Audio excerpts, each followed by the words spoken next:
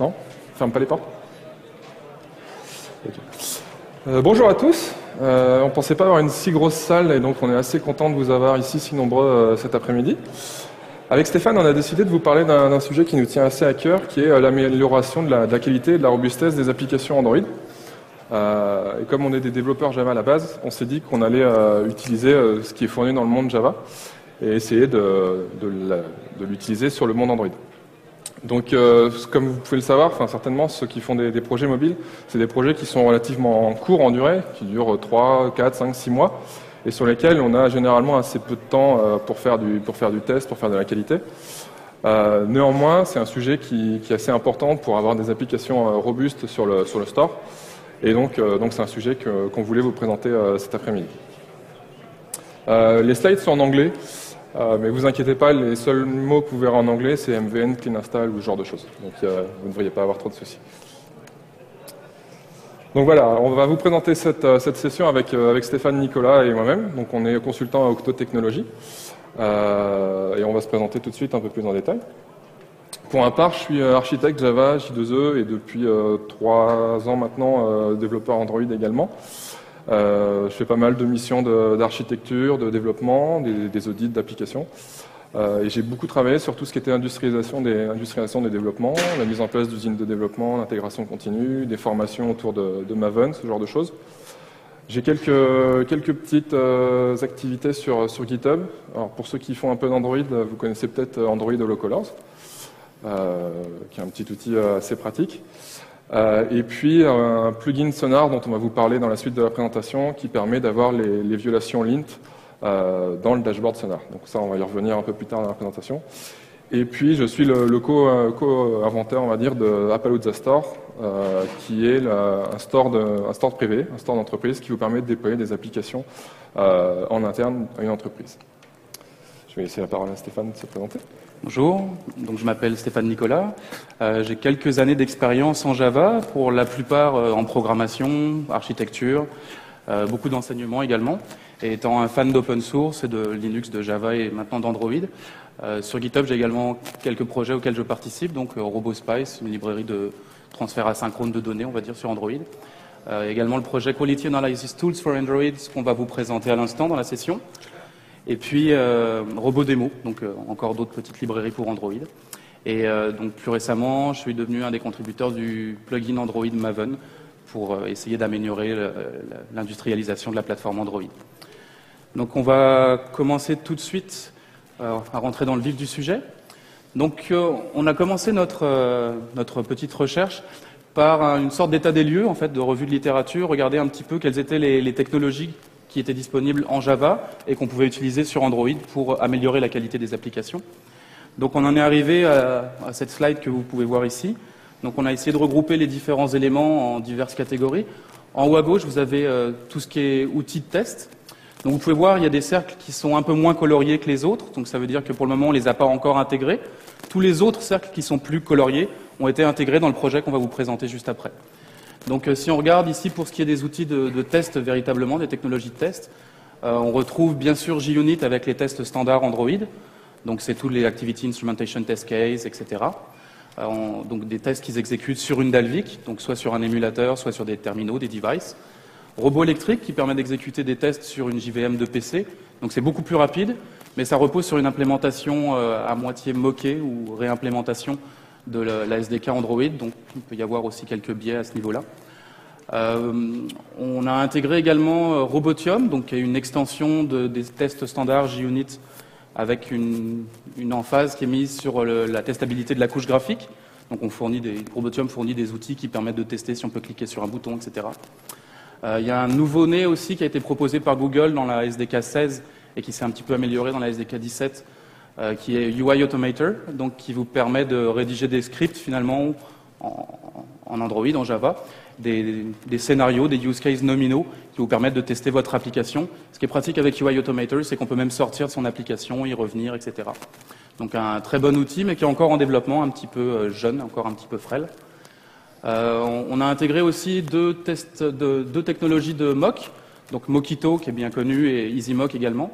Donc quand on a commencé notre travail pour cette présentation, EasyMock n'était pas encore disponible sur Android, donc on a aidé Henri Tremblay, le créateur de EasyMock, on l'a aidé bien humblement à porter EasyMock sur Android, donc il va sortir cette semaine. Donc on va pouvoir avoir le choix des frameworks comme on a le choix en Java classique. Et puis on a aussi d'autres technologies comme Fast Android qui permettent de faire des asserts qui sont un peu plus lisibles, donc par rapport aux asserts traditionnels de JUnit. On a également intégré Amcrest qui n'est pas présent sur la slide. Pour plus tard, on pense intégrer Monkey Runner dans le mois à venir, sûrement dans le courant du mois d'avril. Donc ça, c'est un outil qui est fourni par les SDK d'Android qui vous permet de faire des tests du singe sur une application. Donc on va regarder comment l'application réagit au bout de 5000 frappes de touches aléatoires, puis regarder si elle crache ou pas. Donc on espère pouvoir rajouter un Mojo dans le plugin Android Maven pour pouvoir le tester de façon automatique. Il y a également TestDroid qui nous intéresse, bien que ce soit un outil propriétaire, il permet en fait d'adresser la fragmentation, puisqu'on peut faire dérouler des tests sur plusieurs centaines de devices, et donc regarder un petit peu comment notre code se comporte pour répondre à la variété des SDK, des terminaux, etc. Et Calabash, une technologie qu'on n'a pas encore eu le temps d'explorer non plus, qui permet d'écrire des tests d'acceptance, donc en anglais naturel, et puis de les exécuter sur iOS et sur Android. Donc pour le moment, on a intégré tous les ronds qui sont en bleu foncé. Donc voici pour les outils de test. Concernant les outils de reporting, pour ceux qui font du Java, il y en a pas mal que vous allez reconnaître.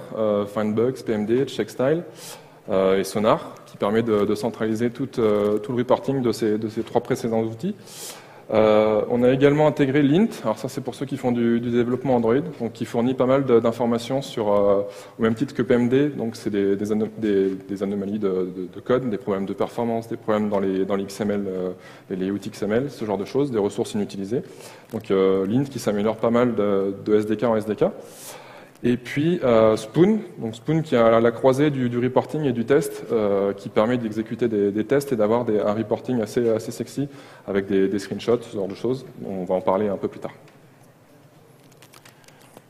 Une des problématiques intéressantes quand on est en train de coder, c'est de savoir dans quelle mesure est-ce que nos tests sont exhaustifs. Donc on a besoin de couverture de tests. Là encore, il y a de la variété dans le monde du Java, donc on peut utiliser différents moteurs de couverture, que ce soit Emma, Covertura, Jacoco, Clover.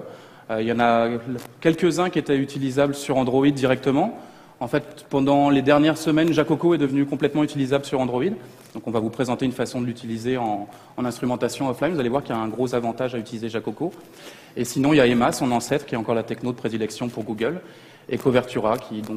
En fait, il y a certaines incompatibilités entre d'autres technos et les moteurs de couverture qui font en sorte qu'on avait été obligé d'avoir de la diversité aussi au niveau des outils de couverture qu'on a voulu intégrer.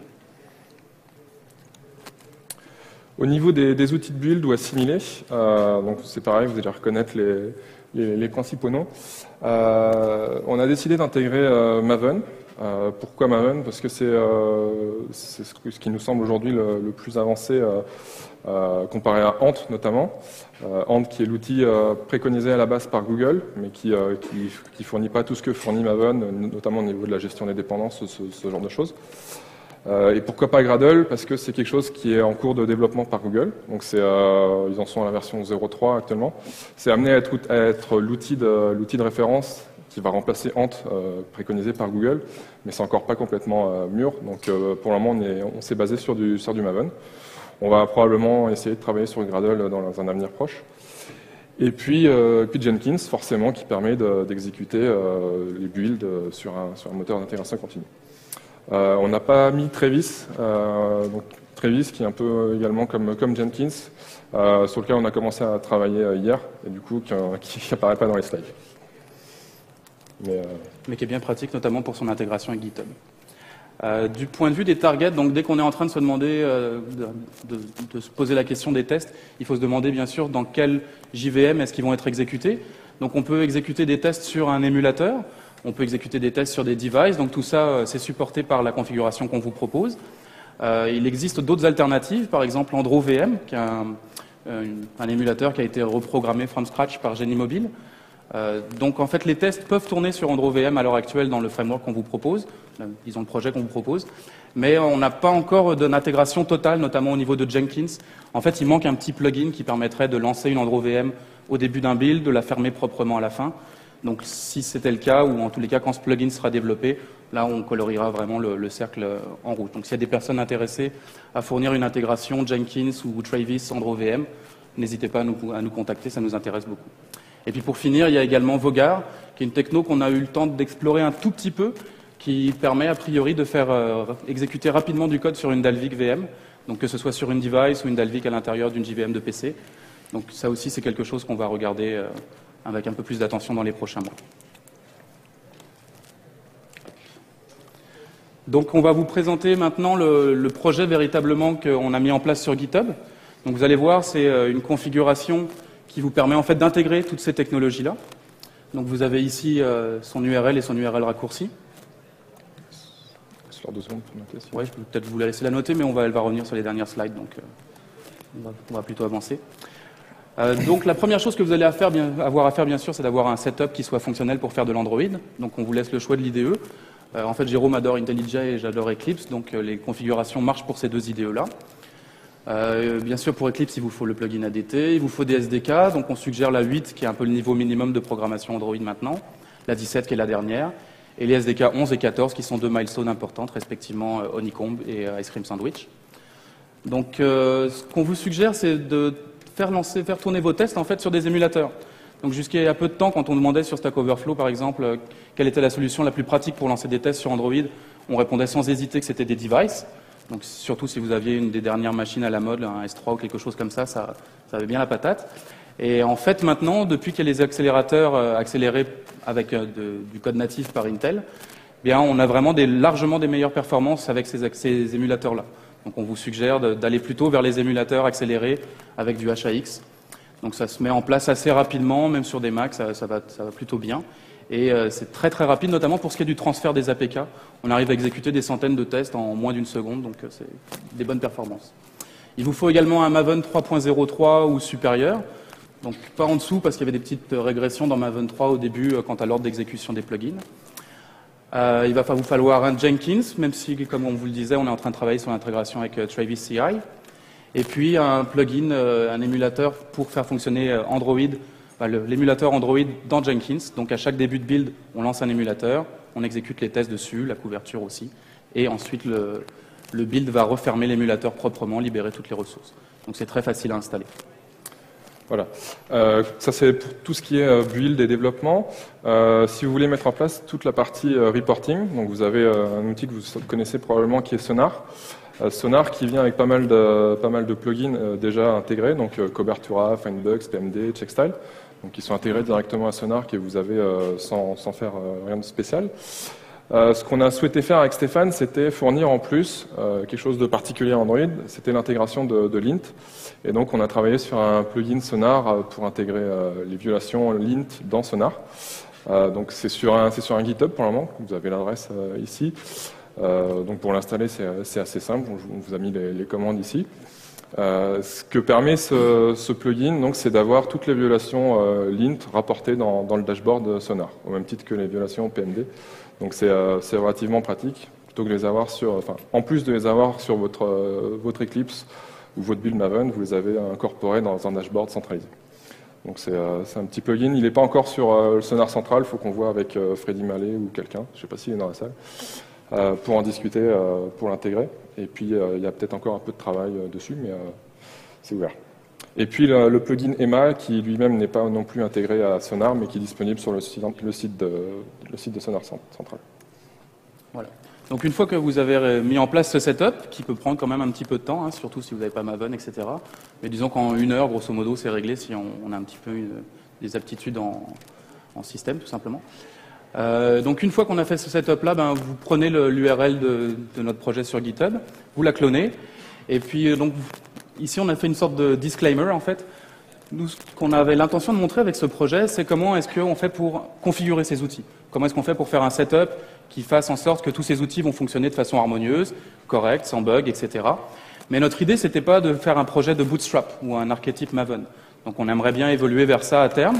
Mais pour l'instant, disons que la configuration qu'on a obtenue, elle peut être déjà une bonne source d'inspiration pour configurer soi-même les technologies dont on a besoin. Donc comme vous l'avez vu, il y a des technologies qui sont parfois redondantes, de frameworks de mock par exemple, plusieurs outils de couverture de code. Donc il ne faut pas tout prendre, ça aurait même pas de sens en fait. Donc prenez ce qui vous intéresse et nous on vous offre des configurations déjà toutes faites pour que vous puissiez l'intégrer sur un serveur d'intégration continue. Grosso modo, c'est ça le but du projet. Et toutes nos confs, donc comme je le disais, elles marchent sur IntelliJ, Eclipse, Maven, et puis Jenkins et Travis. Donc une fois que vous aurez cloné le projet, en fait, vous allez avoir 4 projets sous Eclipse. Donc chacun des projets va suivre un peu l'organisation d'un sous-module de Maven. Donc on a le module Android Sample qui est l'application under test, donc celle qu'on désire tester véritablement. On y a adjoint également les tests robots électriques dans un layout Maven assez standard. Donc source main Java, le code de l'appli, source test Java, les tests robots électriques. Donc ça c'est pour le premier projet Android Sample. Il y a un deuxième projet qui s'appelle Android Sample Parent qui va vous permettre en fait de regrouper tous les éléments communs de configuration sur Maven, donc les numéros de version des plugins, des dépendances, etc. On a essayé de mettre en place des bonnes pratiques de conf Maven. Ensuite, Android Sample Test, donc ça c'est une architecture assez classique, hein, sur Android, une appli véritable et puis une appli de test. Donc on a reproduit ce schéma-là avec Maven aussi. Donc là ici, quand on parle de tests, ce sont les tests vraiment standards JUnit Android. Toutes les Activity Instrumentation Test Case et le Robotium également, si jamais on veut faire des tests Robotium. Et puis on a adjoint un 4e projet qui est lui, non pas un projet Android, mais un projet Java, Maven aussi. C'est un projet pour écrire des tests UI Automator. Donc jusqu'à il y a peu de temps, en fait, c'était pas encore automatisé.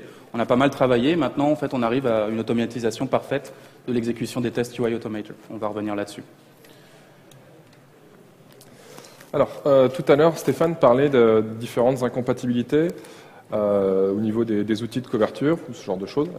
Et donc, on a retracé dans ce tableau, en fait, justement, les problèmes d'incompatibilité qu'on peut avoir entre les outils de couverture de test, d'une part, et les outils de test eux-mêmes, d'autre part. Les principaux problèmes d'incompatibilité sont principalement dus au fait de l'instrumentation du code, soit sur une Dalvik, soit sur une VM Java normale.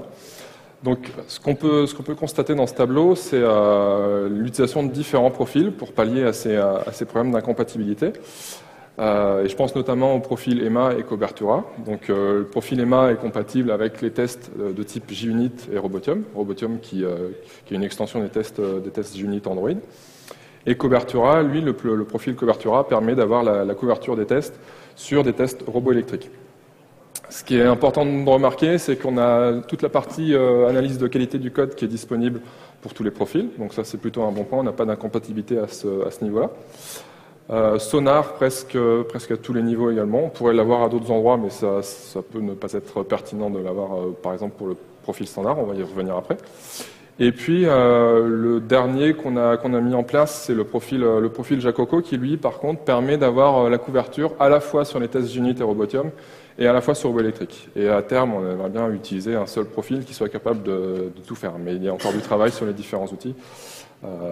Et donc là, on va rentrer dans le détail des différents profils pour vous expliquer un peu ce qu'ils apportent. Donc le profil standard, c'est le profil par défaut sur le projet. C'est le profil qui va vous permettre de dérouler l'ensemble des tests, peu importe le type, donc du Robotium, du JUnit, du Robo électrique, du UI Automator, et qui va vous permettre de dérouler l'ensemble des outils d'analyse de code. Donc c'est typiquement le build qu'on va exécuter sur son poste quand on développe, c'est typiquement le build qu'on va utiliser sur un Jenkins ou un Travis à chaque fois qu'il y a un commit. Donc c'est le build qu'on utilisera le plus fréquemment au cours du développement d'une application. Et donc c'est simplement en utilisant la commande Maven clean install, le profil par défaut est utilisé, et du coup vous avez tous les tests qui sont roulés, toute l'analyse de code qui est déroulée. Assez simple. Ensuite, on commence à vouloir de la couverture de test. Donc, ça sera plutôt des profils qu'on utilisera sur un Jenkins la nuit, par exemple, pour avoir un reporting le lendemain. Et donc, le premier dont on parle, c'est EMA, donc qui, comme je le disais, est compatible avec les tests Robotium et JUnit. Donc, simplement, vous utilisez Maven clean install avec le profil EMA, et vous avez donc l'exécution de ces deux types de tests, l'analyse de la couverture avec EMA. Et puis derrière, si en plus vous utilisez Sonar, vous utilisez MVN Sonar avec le profil EMA, et vous avez quelque chose que vous connaissez probablement sur Sonar qui est assez standard, en bas à droite, un petit aperçu donc avec le déroulement des tests, le nombre de tests exécutés, échoués, le pourcentage de couverture. Voilà, donc tout ça disponible dans Sonar.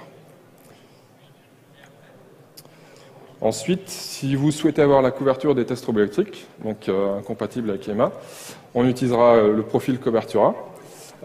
Petite différence à ce niveau-là, Cobertura ne s'inscrit pas bien dans le lifecycle de Maven. Du coup, on a MVN Clean Cobertura, Cobertura.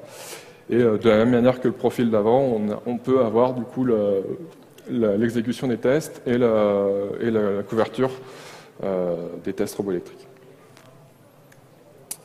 Et enfin, le plus intéressant, donc, c'est Jacoco, le plus récent, qui nous permet d'avoir la couverture des 3 types de tests, de la même manière que précédemment, avec une simple commande avec le profil Jacoco.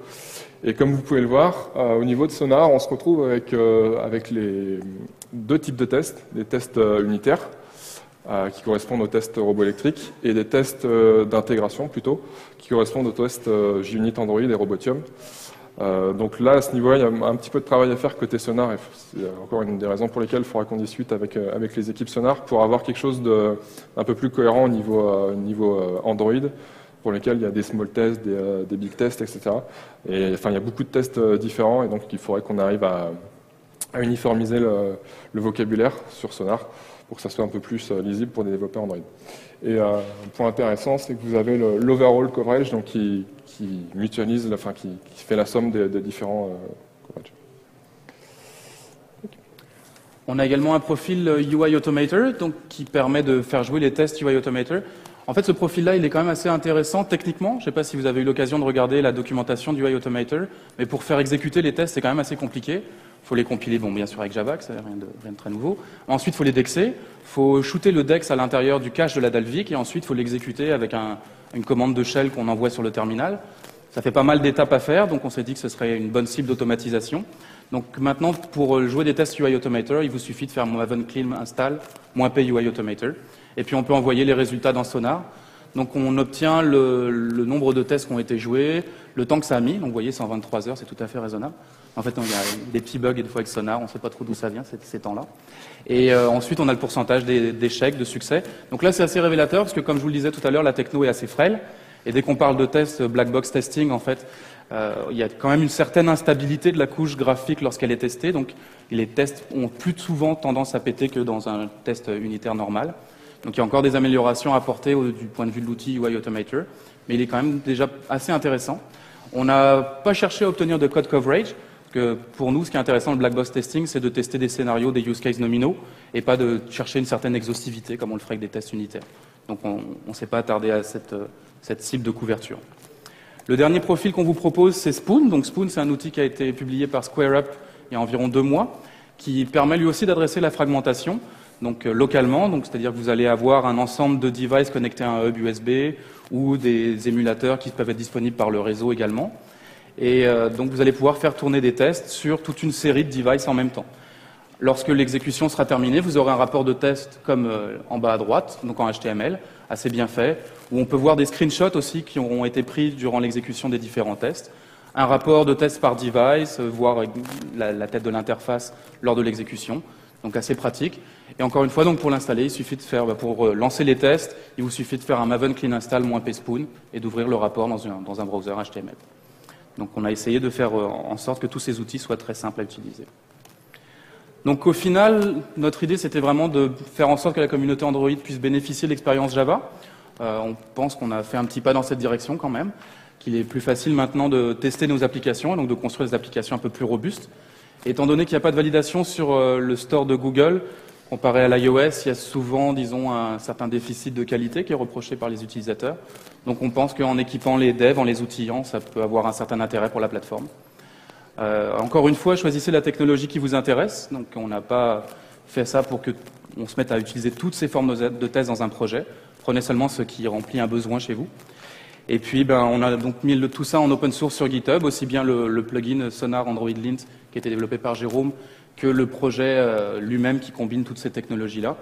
Donc n'hésitez pas à essayer le projet, à même le forquer et contribuer. Donc toute aide est bienvenue, toute contribution est bienvenue. Merci beaucoup pour votre écoute. Peut-être avant de se quitter, on vous propose une petite démo live, histoire de voir à quoi ça ressemble. Donc une fois qu'on utilise le projet, il nous reste quelques minutes, tout va bien. Donc vous voyez, ici on peut lancer dans une commande, quand on est dans notre projet, par exemple un Maven clean install. Et donc là, on voit que donc il y a un premier lint qui s'exécute, un outil dont on n'a pas parlé qui vérifie l'intégrité des POM, voir s'ils sont bien structurés. C'est pas le lint d'Android, c'est un POM checker si vous préférez. Donc ensuite sur le projet de sample, eh bien on voit qu'il y a le lint. Ah non, je viens d'en parler. On a checkstyle qui est exécuté. On a les tests robots électriques qui sont exécutés. On va avoir findbugs qui va être exécuté. Donc tout ça avec une simple commande. Pareil, une analyse lint Android cette fois-ci qui va être exécutée. Tout ça bien sûr paramétrable. Il suffit de donner son fichier de configuration XML qu'on peut indiquer dans la conf Maven. Pareil, les fichiers de test vont être passés au checkstyle aussi. Donc tout ça c'est configurable. On voit les tests ici qui sont en train de s'exécuter. Donc sur un émulateur en x86, vous voyez, hardware accéléré. Donc ici, les tests ont été exécutés avec succès, ça marche bien. On n'a pas encore l'effet démo, tiens. Attends, ça vient. Oui, ça vient, oui, il y a UI Automator. Donc voilà, ici, vous voyez, on est en train de tester avec UI Automator, donc ça fait toujours bien dans une démo, ça bouge tout seul. Donc là, il va regarder, je crois, si l'app de Settings lance bien une app avec un nom de package qui s'appelle Settings. Et puis après, il va tester si la calculatrice est capable de faire une addition, ce qui devrait être le cas normalement. Donc tout ça avec, vous voyez, simplement une petite commande Maven, on est capable de lancer à la fois les tests robots électriques, JUnit, Robotium, UI Automator, et ça peut s'exécuter également sur un serveur d'intégration continue. Donc on pense que c'est une conf qui quand même a son utilité. Ah ben non, tout a marché. Donc c'est surprenant. Donc ça marche quand même assez souvent, mais comme je vous disais, il y a une fragilité du point de vue de UI Automator. Donc ici, Attends, si on regarde... ouais. Attends, Je pense que... Ouais, pas mal. Non, pas ça. si, c'est bien. Celui-là, tu dis? C'est bon, c'est bon. C'est bon? Non, c'est plus bon. Ah bah non, c'est plus bon. Ok. On y était presque. C'est bon. Voilà. Donc vous voyez que dans Sonar, en fait, on a créé une branche Sonar pour chacune des configurations, chacun des profils Maven. Donc de cette façon-là, vous allez pouvoir observer, par exemple, pour le profil EMA, l'exécution des tests unitaires JUnit, leur couverture. Pour le profil robot électrique, ça va être la couverture avec Covertura, etc.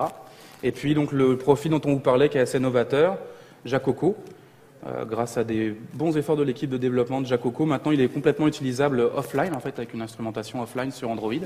Donc on peut lancer des tests qui sont instrumentés sur une device, récupérer la couverture. Et donc vous voyez, Unit Test Coverage, donc pour les tests robots électriques, Unit Test Coverage, et pour les tests standards JUnit, le Integration Test Coverage, et puis un mélange des deux, un cumulatif. Donc comme on le disait, on espère améliorer un peu les widgets et faire en sorte qu'ils ressemblent un peu plus à des tests Android et soient un peu mieux nommés, qu'on ait par exemple les résultats de Monkey Runner à l'intérieur, des choses comme ça.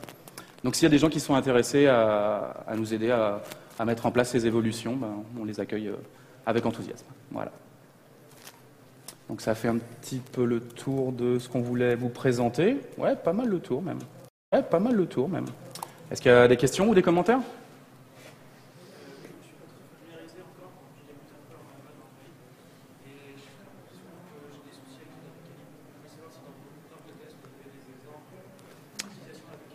Non, on n'en a pas en fait, mais ça pourrait être une bonne idée de mettre un APK libre. En fait, le plugin Android Maven Plugin n'a aucun problème avec les APK libres, c'est Eclipse qui a des problèmes. Et donc ça a été demandé à être patché il y a à peu près 1 an, mais il semblerait que ce ne soit pas une des priorités de Google. Mais il y a un patch qui est disponible, on peut même se compiler sa propre version d'ADT. Et là, tout marche très bien, mais on a une configuration qui est vraiment assez particulière, disons. Mais on pourra en discuter, effectivement, ce serait peut-être un bon ajout de mettre un APK libre.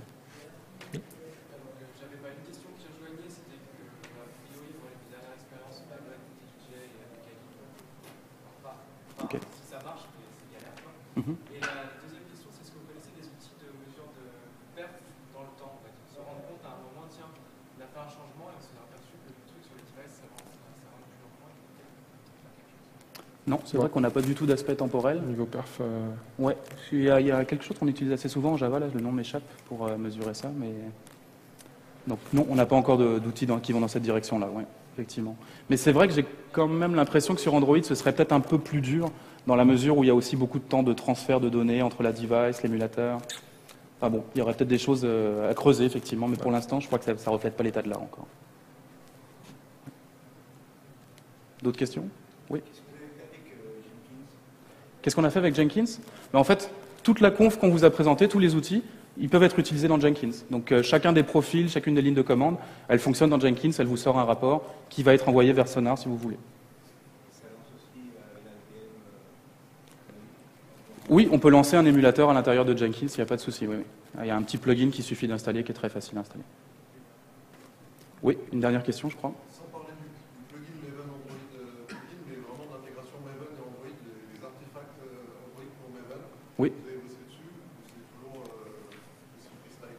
Les artefacts Android pour Maven, qu'est-ce que tu veux dire en fait? Quand on veut bosser sous Maven Oui. avec Android, c'est difficile de trouver des artefacts qui sont pas dans Central. En fait, si, maintenant, Maintenant, ils sont pratiquement tous dans Central. Mais ils sont pas à jour. En fait, il y a tous ceux de la plateforme 16 qui sont à jour. Sinon, pour la 17, en fait, vu que nous, on a utilisé beaucoup la 17, il y a un autre projet qu'on a intégré également qui s'appelle Android Maven SDK Deployer et qui te permet de les déployer en local ou sur un Nexus très facilement. Ça a beaucoup simplifié la chose quand même. Mais effectivement, il y a certains artefacts qui manquent mais qui se déploient très bien sur un Nexus. Time's up. Merci.